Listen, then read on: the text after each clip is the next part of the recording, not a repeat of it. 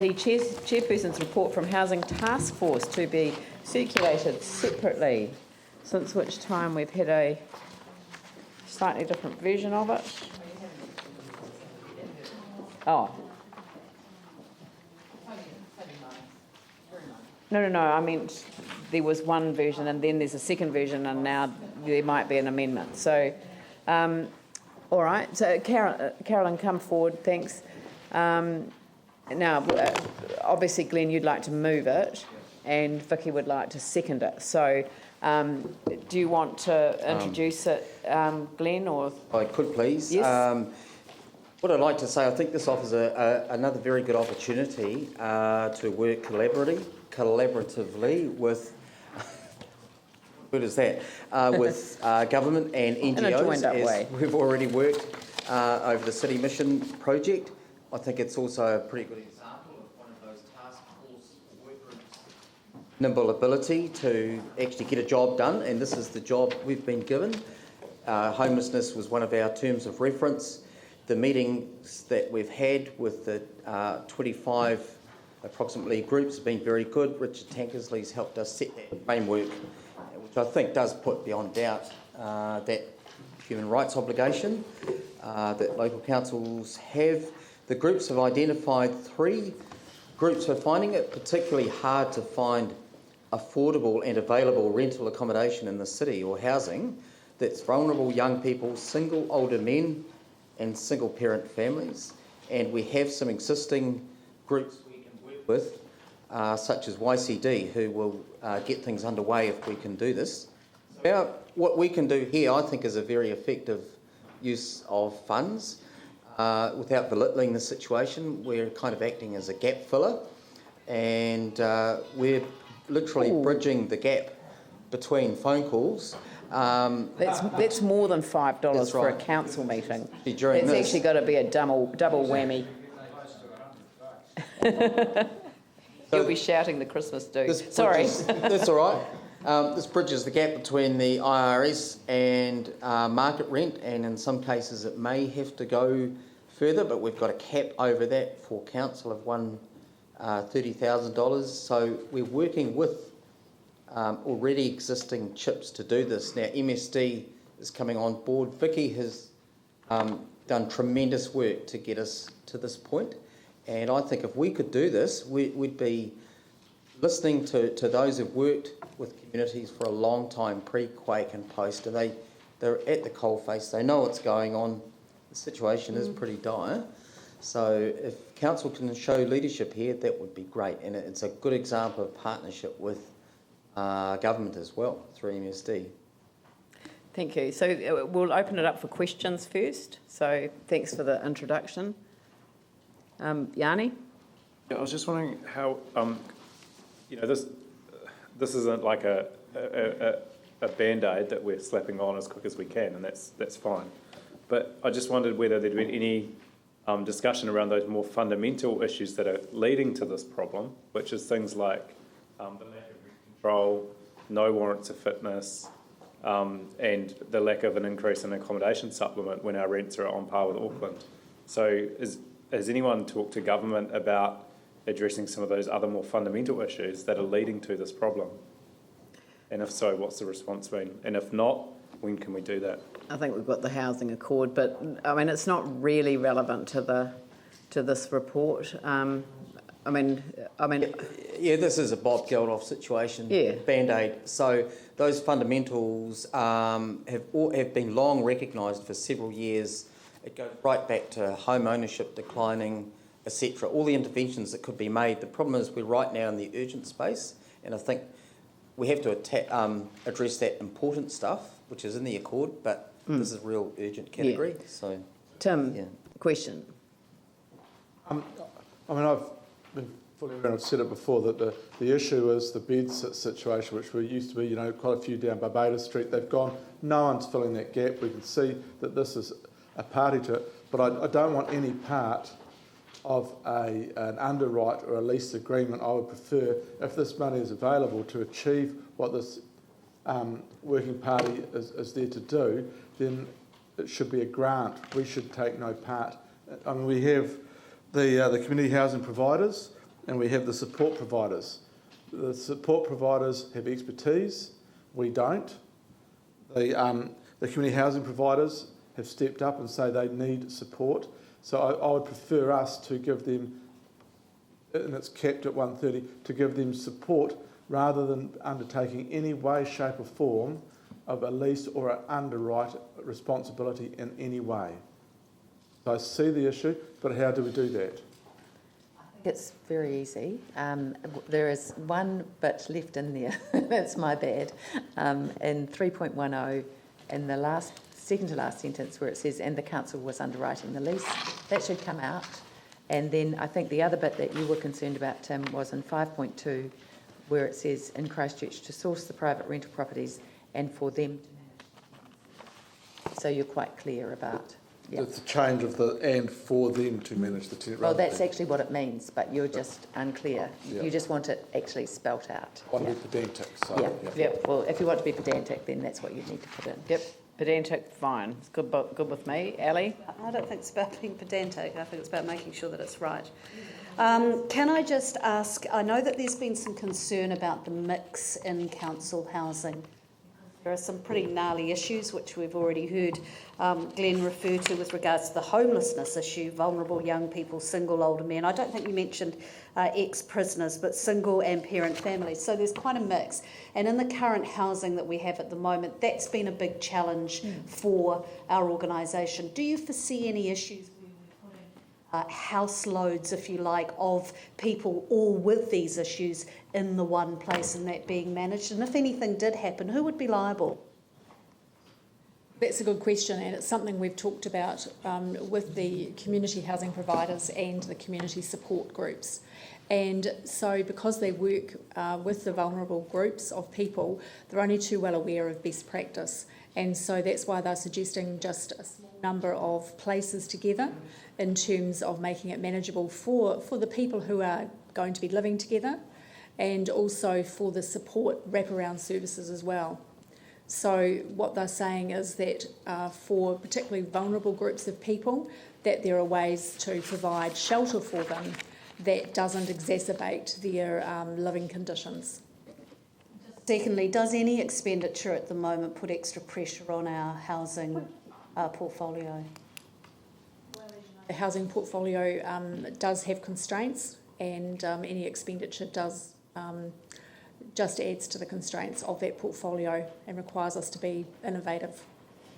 But can you confirm that there's no rates funding going into this amount? Right, there's no rates funding.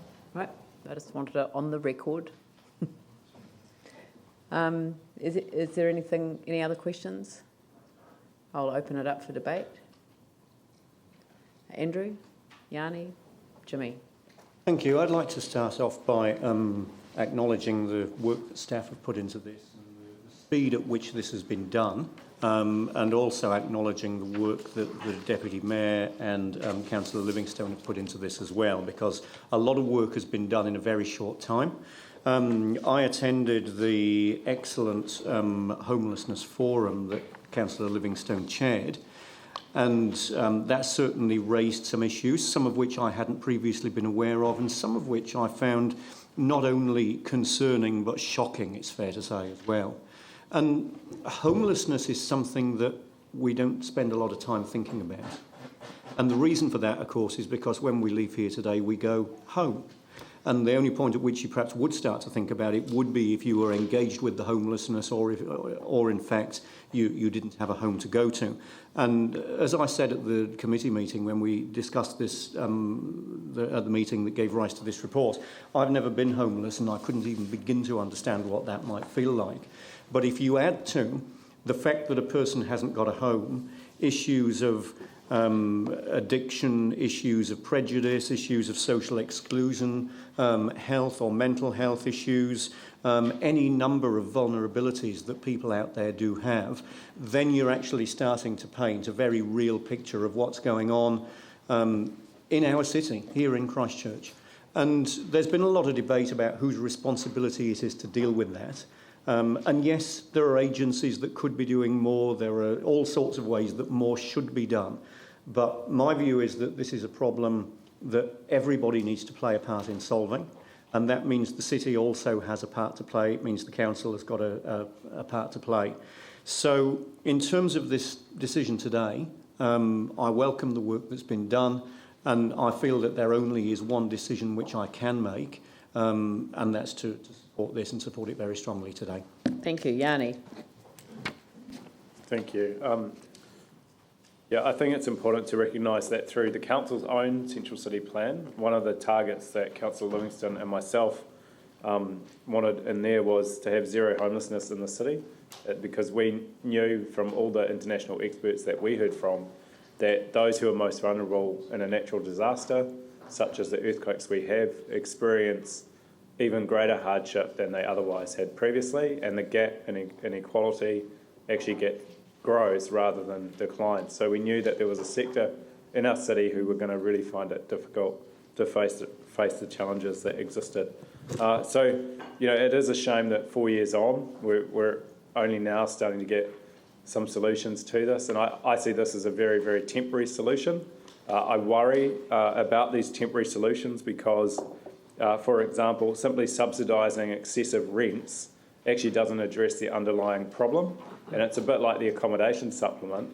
So if I was looking at this in terms of dealing with it, I think the most critical thing is the supply of affordable and social housing in our city, whether it be in the new growth areas, which virtually have nothing, or whether it's in the government housing developments in the Eastern Frame, which we also heard will have nothing in terms of affordable or social housing to address these social economic issues. If you can't have an increase in supply, I think the next critical thing would be rent controls, and maybe we need to also repeat our request to government, because it just seems that it's crazy that the rents are just going through the roof. And in fact, while some increases are justified, small increases, I don't think there's any justification for the excessive rents that some people are charging in our city, and we know how hard it is for people to find those affordable houses, particularly in that $300 a week level. And if you can't do rent controls, then maybe a warrant of fitness would be good, so that people actually had a basic standard of accommodation rather than living in some of the atrocious places that they are. And of course, the accommodation supplement. But for the same reason I have concerns over this, simply giving people more money to pay more expensive rent doesn't actually address the underlying problem, and it becomes very unsustainable. So as a temporary measure, I support this. This is certainly not a long-term or a medium-term solution. We still need to continue to put pressure on government to start acknowledging the housing crisis in our city and the impact on those who are most vulnerable, and continue to ask them to do something to help address those concerns, particularly when we hear there's been no social impact assessment done. It really worries me. So thank you to those that have done the work. Thank you to the community providers who have tried to come up with those temporary solutions. I'm happy to support it today, but I encourage those who are doing this to look at those more permanent solutions. Jimmy. Thank you, Mayor. I also supported this recommendation because I was attended not only one time our council housing task force on 29th of April, but after 1 week I also attended tenants protection association. They also organized a similar the kind of homeless forum. You know, give me the deep impress. You know, especially for those young people. The age is between 16 and 17. They live in the kind of abandoned house. You know, it's very the mess, and also very cold. How they can live in there? You know, it's kind of the picture. Even right now, it's deep in my heart. Why have this kind of situation? Also, we read the newspaper. Like an elderly man, you know, live in a car because can't afford to pay the kind of tenant's fee to live in the accommodation. But root cause is the lack of affordable rental housing at the moment in the market. So that's a serious. So, but how to resolve this problem? You know, like Glenn, he mentioned earlier, but I was very impressed. You know, we are not organized this forum only, but we take the action. The action is very important after the forum. You know, have organized the action, have a discussion of the possible options, Then right now we can bring to the council the table. I think that's very important to show the community, show the people, council can make something happen with the positive attitude, positive the response. So I think that's very, very important. And also, if we grant the funding here, we can see 130K, but it's from the housing fund. The housing fund actually is not paid by the rates payer. It's non-business rates, so not any impact to the rates, the structure rates, the situation, etc. So I think that's a very good recommendation. So I'd like to support this one. Thank you. Thank you. Ali, then Raf. Thank you. This is not an issue about who's got the biggest heart. It is not an issue about who cares the most. It's actually an issue about making sure that the systems that are there, that are designed to deal with homelessness and social problems, are utilised. That's what they are funded for. There are 78 organisations that are funded for and responsible for dealing with homelessness just in Christchurch alone. I find the comment that money from rates, this is not money from rates, doesn't include money from rates, is really disingenuous. We have a housing portfolio, we have a housing budget that is bleeding $660,000 a month. It is eating itself.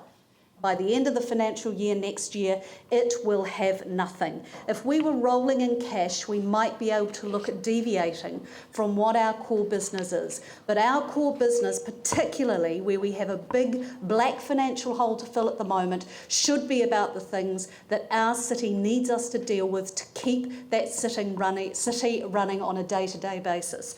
I cannot support this. I have never supported this right the way through. I supported the partnership with the Mission for the emergency housing, and that was to the tune of just under $300,000, but I cannot support any more. Raf?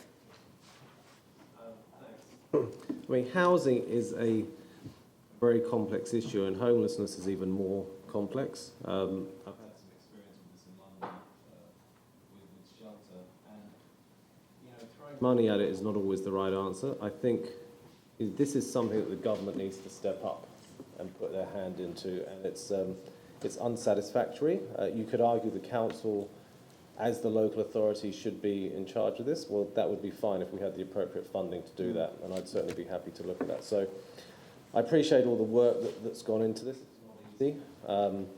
I don't really know what's going on in this housing fund, and if the people running that are happy to take the money from that, then actually I don't have a problem. But I would like the invoice sent to the government. And I think that we should speak with them very soon and ask them what they're going to do about this. Yep. Vicky? Thank you. I think this is actually relatively simple. We have a problem in our city of particularly young people without homes. These actually could be anybody's kids. Something has happened in their lives and they don't have a home at the moment. And what do we do as a city? I think the purpose of city government is actually that you solve the problems that are too hard for individuals to solve. That's what I think a city council is about. The business of housing, the core business of housing, is actually housing. It's creating homes for people. Let's look at what's being suggested. MSD, to their enormous credit, has stepped up to the plate incredibly well. The government, through MSD, has said we will fund IRRS on any of these houses through a chip provider. Fantastic. Not only that, we will put in a person there to help these young people into employment and to make sure that they get all the income supplements, including the supplement that the help that they can get in buying the fridge, which I didn't know existed, that they may need. YCD, the Methodist Mission, has stepped up big time and coordinated a whole lot of these groups. YCD has got 18 young people, it should say 18, sorry, not 9, that they want to look to create 9 bedrooms, or at least 9 bedrooms, so that they can put young kids into houses that become their homes. They've worked out that on an independent youth benefit, you can actually afford $80 a week. And a rent of $480 for a house is sustainable. So what they're doing is using this as a transition to sustainable homes for these people. They will not be needing to be subsidised in an ongoing way. They will provide for them the wraparound service that those kids need. When we did our social housing hearings, what we heard over and over again in the city was the need for young people to have homes. They've already started working with some of these young people. One of them, they were saying the other day, has now saved $220 towards their bond to get into their house. They expect that these homes will become sustainable for these young people living in them, and they'll provide the help that they need. I've been hugely impressed by the capacity of the staff to respond so fast to this, and by the groups and the government actually coming to the party so quickly and so well to do something about various groups of homeless people in our city. Like Andrew, I continue to be shocked by the people in our city who do not have a place to live. And I think we actually have to do something about it. I'm not okay with leaving these kids on the street. It's not an option. And that's the do-nothing option that we face here today. So we either do something, and that's the role of the City Council, or we do nothing. And we say to those kids, I'm sorry, you don't matter. I'm not okay. Paul? I've already been quoted saying it is actually a government issue and they should be stepping up and sorting this problem out. There are 78 agencies here in Christchurch that deal with this issue on a day-to-day basis. What are they doing? We should be asking what they're actually doing. You know, my biggest concern around all this here is the precedent we actually may set by approving this here, and that concerns me. We have ratepayers who can't afford to pay their rates with the increases we're going to be placing on them. You know, and where do we draw the line on what we try and resolve as a council? We've got so many issues of our own that we need to resolve, and we just figure out what we can do. And I don't think this is our realm.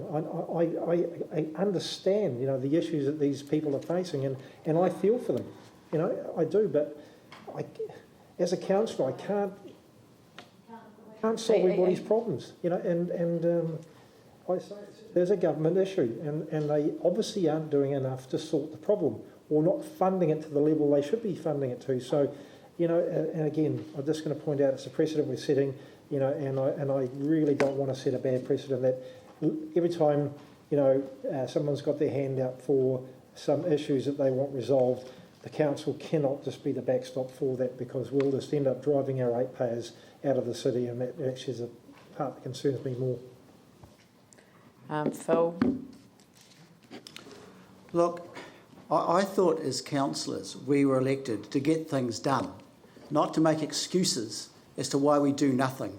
And like the comment, and Councillor Manji made it, throwing money at it, if Councillor Manji had been here earlier in the debate, in the discussion, he would have heard that in fact a whole lot of preparation and planning has gone into this whole project. It is certainly not just throwing money at it. That is belittling the whole process and the huge work that actually went into this. And I thank the staff and commend you for that. And I commend Councillor Buck and Councillor Livingston too for the huge work that's gone in. Some of this discussion reminds me of that simple Bible story about the priest walking past the wounded man. This isn't huge money in our whole budget. Clearly the process is joined up with the Ministry of Social Development. It is an example, to be fair to them, where government are contributing. We'd all like government to do a hell of a lot more, but we cannot just stand by and do nothing and expect everybody else to take care of the problem, or do nothing, or have people dying in our streets this winter. Tim? Thank you. When I first looked at this and the way it was worded, I was concerned, because the key to me is getting the money to those that can actually do the job if we indeed have that money. We've been told by our staff that there is funds available. We've seen in the report that there is a process that they're going to get 5 to 6 houses up and running first, rather than take a huge run at it, they're going to get it right first. We are not a wraparound support provider, nor should we pretend to be, but we need to get that money to those that can deliver it. We can sit around for a week pointing at who should be doing it, who shouldn't be doing it. We know that bed sit area in the housing market has never been looked at, has been totally ignored. For those people, whether they're coming out of prison or whether they're between jobs and fallen on hard times or have an illness of one way, shape or form, or are young and homeless, they used to have those bed sits around the Barbados, the East Christchurch area. That is no longer existent. So as long as we do not have a connection with regards to the leasing, etc., and we are giving the proper organisations the financial support they need, then I am in favour of this, because we do have to get this sorted. But we let those that are expert do it rather than ourselves. Thank you. Pauline? Thank you. Look, it's all very well to say, yes, this is a government responsibility, but what we're seeing here is a proactive initiative. We're actually leading this. And I think that this looks like it's going to be a really good model that the government may pick up on. I think it's a way to start it. We're actually working in partnership with government on this already, and I agree with Tim that it's those bed sits at that level that there's a huge gap there. When you look at 233,000 that we're spending to repair one unit, 130,000 is a very good investment when you're getting 6 houses which can house, 20 or more. So, yeah, well, that's the beginning. So, I think it's money well spent. I'll be watching this space, and I think this could be a model that will be picked up and improved on, and I'd like to congratulate Vicky and everyone that's worked on this. It has been a lot of work to get it here, and I think it will be very successful. We're going to be empowering these people. We're going to be supporting these young people in here. And I think I support it. Jamie? Thank you. Look, I have no doubt that there... Hey, wrong guy. Oh, sorry.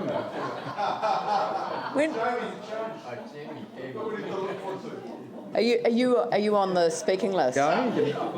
Oh, sorry, I didn't notice. But I did notice Jamie's.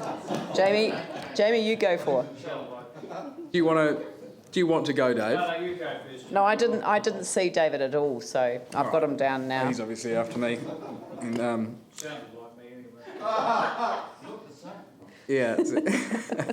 When we talk about social housing, I think, in my view, the easy option is to say that it's ring-fenced from rates, or that it doesn't affect rates. But what I struggle with is that I see $660,000 every month going into something that is just getting bigger and bigger. You're talking about tens of millions of dollars going into something that, well, it may well be totally true to say that it's ring-fenced. What you've got is a black hole that's getting bigger and bigger and bigger, or a series of cars that have been placed on top of each other, and sooner or later something's got to give. Sooner or later that house of cards actually is going to come down.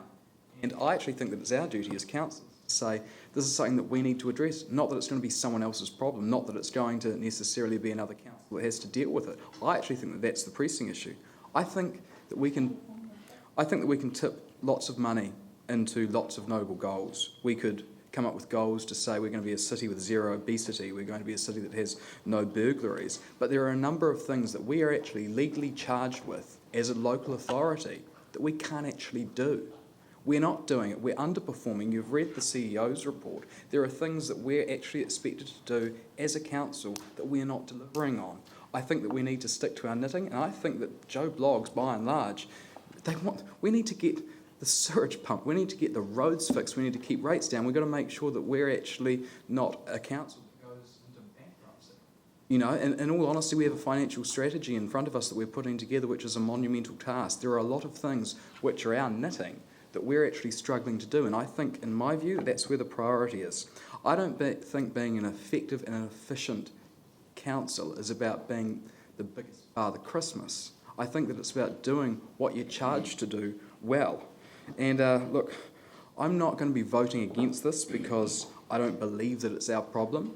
This is a problem for the city, but I'm voting against it because I know for a fact there are a plethora of other organisations out there that are solely charged with delivering this wants. And I don't think that the council is best placed to be the be-all and end-all of everything. I actually think that a major problem with the council is when we try to do things that we're actually not that good at doing. So I think we stick to our knitting. I think that we assist those organisations, which your taxes go towards, to get on with what they do best. David. Yes, it is. You have been noticed. I think I probably should have spoken before Jamie because he said a lot of what I was going to say.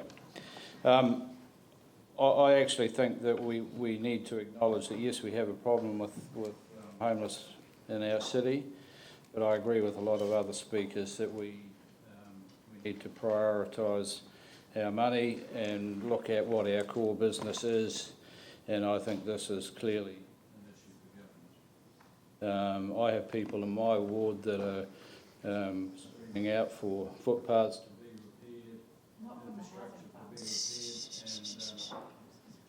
and I think that's our core activity. I'm also very concerned, as are a number of other speakers today, about the housing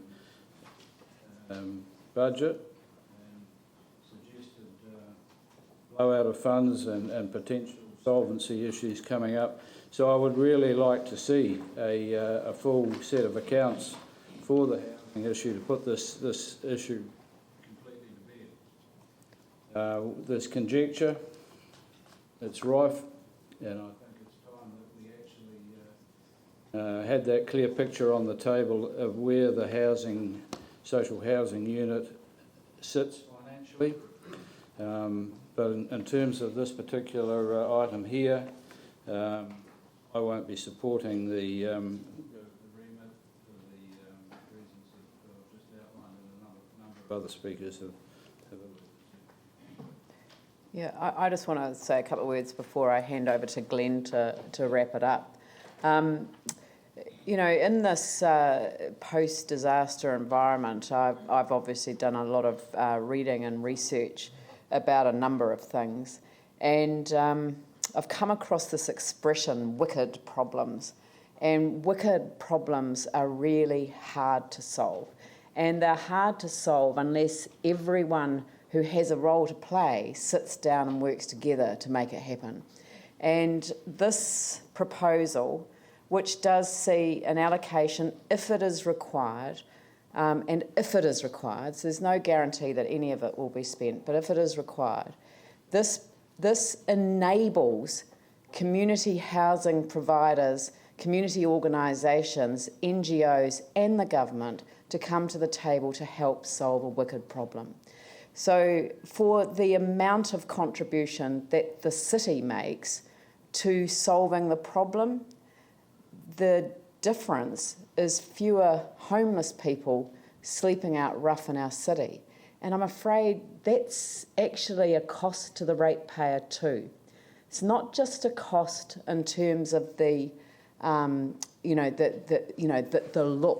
and feel of the place, although that is something that's quite important, because I don't know about you, but when I travel internationally and I see homeless people begging on the streets of very wealthy cities, it does say something about those cities. And I think that it's really important for us to think also about the cost to the ratepayers of the city of having people who are so desperate that they haven't got enough money to support themselves. I mean, $90 a week by way of income. I like the idea that these young people and actually older people, and I've met many of them, their stories are not stories that simply come about because somebody set themselves up to be put in this position. You know, one of the stories that springs to mind for me, and it's not a young person, but it's an older person who had a very good job and then had an accident and had a head injury. And the funny thing about head injuries is that they don't show, and actually ACC's not really interested in you after a while. And actually he lost everything. He lost his marriage, he lost his home, and he lost a big component of his life. So I don't think that a small investment and it is a large sum of money, but a small investment in the scale of what it actually leverages, because it doesn't just leverage money, it leverages support and an opportunity for these people to get their lives back on track. So I'll be supporting the staff's recommendation, and I'd like to invite Councillor Glenn Livingston to finish the debate. Thank you, Mayor. I have tried to avoid this becoming a custody battle because actually the human rights obligations that New Zealand has by being a signatory extend to local governments as well. And Richard Tankersley, who opened our homelessness forum and setting the framework for our work, spoke recently during the long-term plan submissions, and on page 89 of volume 6 we find the special report from the United Nations General Assembly where national or regional governments provide funding for housing and related programs. The realisation of the right to adequate housing does not rely solely on one or the other level of government, but on their relationship. Our young people depend on our relationship with the government and the NGOs. They do not have shelter, many of them. When I attended the social housing conference in Sydney, which the Mayor asked me to attend, I heard of a story of someone who was totally homeless, that's without shelter, becoming a chef, owning their own home. There is a possibility we could set people on a pathway to that dream which you and I also hold and have realised. If we can do this, I think we can open up some real options and possibilities for our youth. Please remember that many of these people have no money and no options. We have money, and yes, it has dwindled, but within the housing fund, we still have options within that fund. Please remember this. For me personally, we can do all the flash whiz-bang things we like in this recovery, but actually, if it's going to have some meaning, we have to shelter people.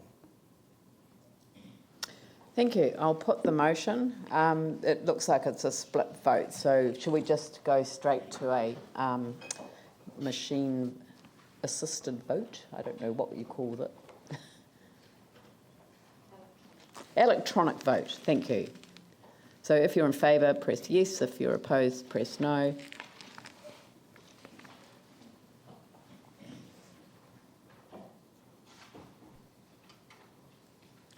And that's carried 10-4. So thank you very much for that.